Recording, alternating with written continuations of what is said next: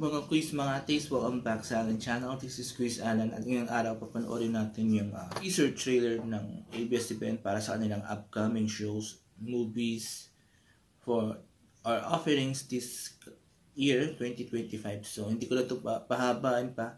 Panoorin natin yung video at later bibigay ko yung reaction at opinion ko. So let's go!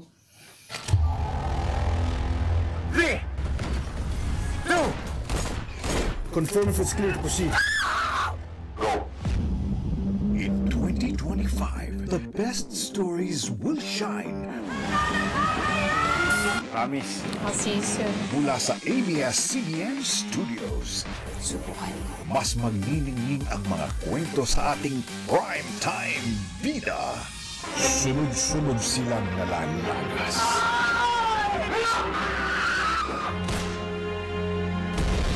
Sa pagpasok ng bagong taon, Naunasa ako sa hukay!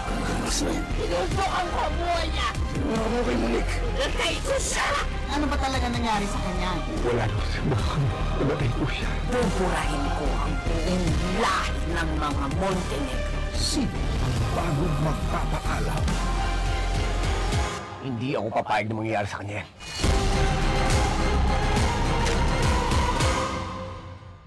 Abangan FPJ's Batang Quiapo. I can go to jail. Heather! I'll make sure she rests in peace. Kala ko madali mo ako mapapatumba. Ang taong tulad mo, hindi sapat ang kulong. Hindi talaga ako matay sa mag-inom. Ang batas.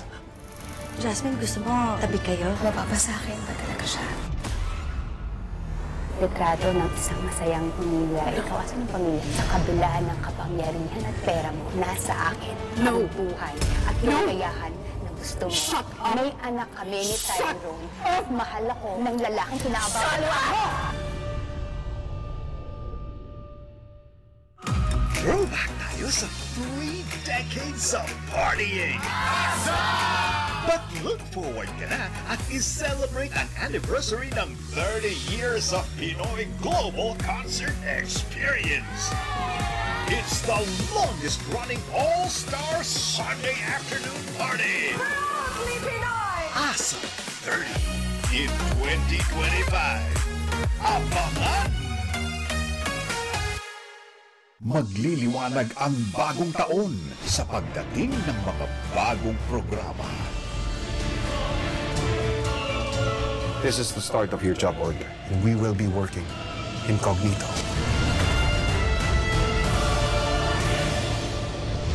We move as a team, we finish as a team. If you get caught, the CIA will deny any involvement in your operation. Nandito tayo dahil meron tayong objective. Ang objective na yung kunin ng target. Magkaiba tayo. Kaiba talaga tayo dahil ako ginagamit ko utak ko. Ako kasi hindi lang utak ang ginagamit ko. Mahalaga para sa akin ang misyon na ito at magkaiba ang dahilan kung ba't tayo nandito. Pero kung mahalaga sa ito, mahalaga rin sa akin to.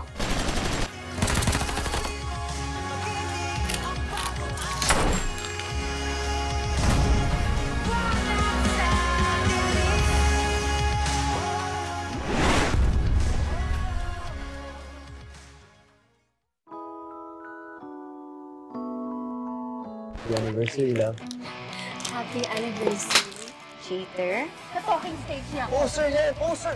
Mandoloko. Hindi nga ako yun. Kayong mga mandoloko, magkakapoknot.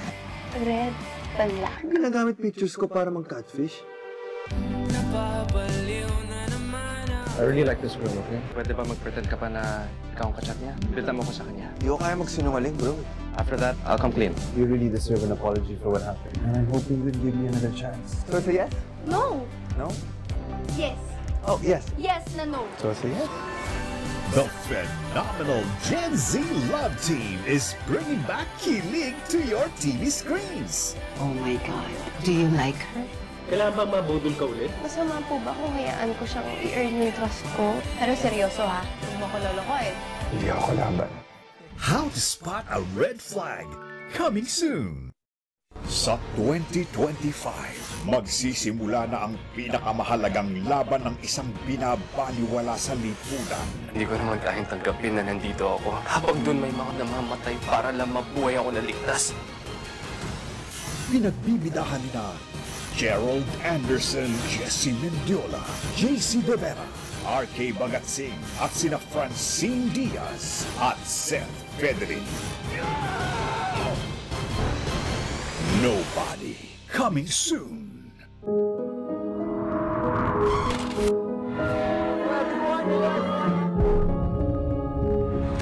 I wanna be a pretty witch.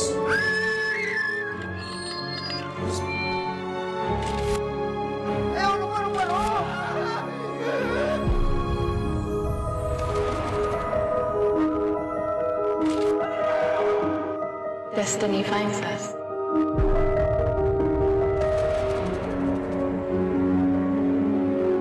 Ikaw ang dahilan kung bakit ako nandito. I've heard that pickup line so many times. Gusto talaga kita makita. Bakit? Dahil sa mga mata mo.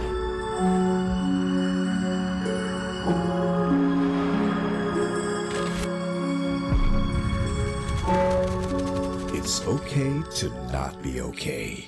Coming soon. Apat na magkakaibigan. Isang pangyayari ang babago sa kanilang mga buhay.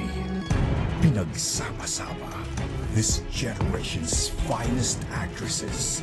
Julia Barreto, Bella Padilla, Janela Salvador, Charlie Dizon, together with Jay Cuenca and J.M. De Guzman. Secrets. Hindi ko alam, hindi ko sila kilala, hindi ko alam. Deception. I'm so sorry. Revenge. What lies beneath? Coming soon. Patunayang kaya mong makipagsabayan. It is your time to dance. ABS-CBN Studios and Nathan Studios present the newest dance survival reality show with new gen host Robbie Domingo and new gen dance champ Jella Ataide. Time to dance! Ngayong January 18 na! Pilipinas. Got to prepare your talent. Ikaw na ba ang susunod na magpapakitang gilas sa harap ng mga bagong judge? Abangan sa 2025. I'll give you Sa pagbabalik ng Pilipinas Got Talent. Your favorite stars will shine brighter sa mga aabangan mo sa 2025. It's nice to be back. Miss ko to.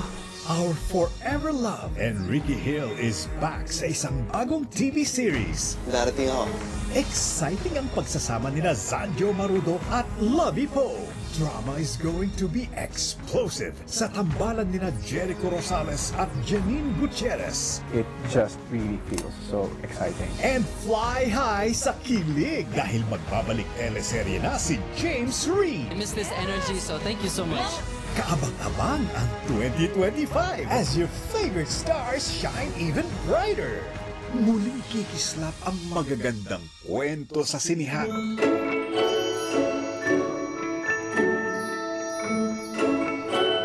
사랑은 왜 그렇게 복잡할까? 손을 밀거나 촛불을 밀는 것처럼 간단할 수 없을까? 이번에도 사랑이 계속되기 바라는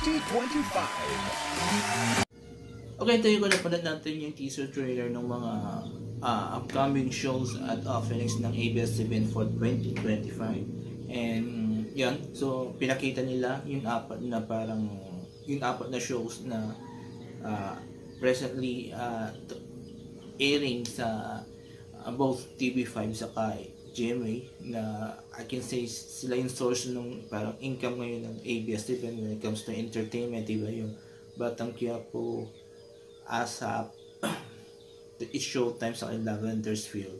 Then may mga bagong shows silang pinakita, and sa mga shows na yon, I'm curious and excited to sa yung series ni na Janela, kasi thriller, tapos yung It's Okay Not to Be Okay with Ann Curtis, tapos ano pa, yung isa, I forgot the name. Yun, so curious ako doon kasi iba, wala akong ideas mga storyline nila, so excited. With Incognito, nasabi ko na ito sa reaction ko sa teaser trailer ng Incognito, yung storyline niya kasi is very basic, very nakita na natin in the past sa mga movies. Actually, sa movies natin napapanood yun. Wala pa, parang first time to sa isang TV series, but when it comes to movies, nakikita na natin yan. So, medyo ginastusan lang ito, mas especially parang majority of the series is shot abroad. So, yun. And sa movies, dalawa lang yung pinakita nila. It's the movies of nung kina Bel Mariano saka si Pangilinan, then yung movie ni na Jericho Rosales saka Janine Gutierrez, then yun sa yung And the Breadwinner Is na entry ng ABS-CBN or ng Star Cinema sa MMFF, diba, na top crosser ngayon. So, I can say continuous pa rin ang paggawa ng ABS-CBN despite of the problem nila financially and having no franchise. And this shows na malaki pa rin yung following ng ABS-CBN despite of losing the franchise nila. And may tiwala pa rin sila sa paggawa ng mga ganitong series, and hopefully continuous pa rin sila until sa susunod ng mga taon. Like I said, excited ako to sa dalawang series na yung sa series na Janela Salvatore and yung It's Okay Not Be Okay. So yung isa pang series na pinakita, I forgot the name, pero yun. And medyo curious lang ako kung kailan matatapos yung Batang Quiapo kasi it's going to be second year na nila this year. So medyo I'm not a fan of Batang Quiapo because hindi ko gusto yung storyline niya, medyo kung saan lumiliko-liko na. So yun, and pero still I'm looking forward for the new series, especially yung kina Janela sa nung It's Okay Not to Be Okay. Then sa movies, curious ako dun kina Jericho sa Janine, and yung kay Bella, medyo typical storyline na yun. So yun, and music, pinakita rin nila music, dito rin nakatipente ngayon ng ABS-CBN kasi successful yung Bini nitong nagdaang taon 2024. So they are looking forward na maging patuloy pa yung success ng Bini, and also makatulong rin yung iba pong people group, BGYO Horizon, diba? Then they have also the long list of roosters ng mga seniors ng Star Music, which kabilang dito yung from GMA si General Mercado na parang bago nila and gumawa ng album under Star Music, and yun. So yun, everything is very okay, everything is very exciting pa rin, and hindi talagang, well, no one can stop ABS-CBN or ABS-CBN Studios from producing series, movies, songs, and even mga concerts, diba? So yun, so maganda, maraming kaabang-abang pa rin, maraming talagang abangan mga fans ng ABS-CBN, diba? So, yun. I'm looking forward for this and hopefully tuloy-tuloy pa rin yung success ng ABS-CBN, diba? Despite of na having no franchise, diba? So, there you go. Kayo mga quiz, mga atis, ano masasabi nyo dito sa mga offerings ng ABS-CBN? Excited rin ba kayo or medyo disappointed, diba? So, sabihin nyo lang. And kung nagustuhan yung mga sinabi ko, mag-comment kayo dito sa baba and I will read all your comments and I will try to interact with you guys. So, there you go. Maraming salamat. Have a nice day and bye-bye.